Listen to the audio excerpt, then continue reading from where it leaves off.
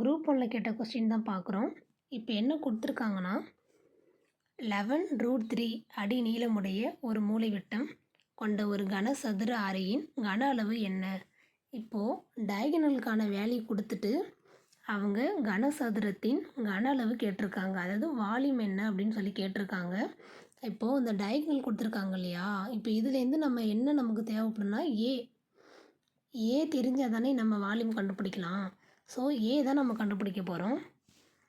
Mensuration டாப்பிக்கில் தான் கேட்டிருக்காங்க இந்த கொஸ்டின். இப்போ பாருங்கள், அவங்க என்ன டேட்டா கொடுத்துருக்காங்கன்னா டயகனல் இஸ் ஈக்குவல் டு 11√3ன்னு கொடுத்துருக்காங்க. வால்யூம் கேட்டிருக்காங்க. இப்போ கனசதுரத்தின் டயகனலுக்கான ஃபார்முலா A√3 இதுதான் ஃபார்முலா, மூலைவிட்டத்துக்கான ஃபார்முலா. இப்போது A√3 தான் ஃபார்முலா இஸ் ஈக்குவல் டு அவங்க என்ன மூலைவிட்டம் கொடுத்துருக்காங்கன்னா 11√3ன்னு கொடுத்துருக்காங்க, அதுக்கான வேல்யூ. ஸோ √3க்கும் கேன்சல் ஆகிடும். அப்போ நமக்கு என்ன இருக்குன்னா A = 11 கிடைக்கும். ஸோ இங்கே ஏவை கண்டுபிடிச்சிக்கணும். நெக்ஸ்ட்டு என்ன பண்ணணும்னா கனசதுரத்தின் கன அளவுக்கான ஃபார்முலா என்னென்னா, வால்யூம்க்கான ஃபார்முலா A³.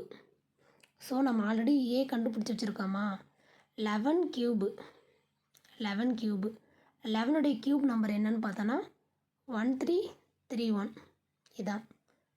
ஸோ 1331 இதான் ஆன்சர்.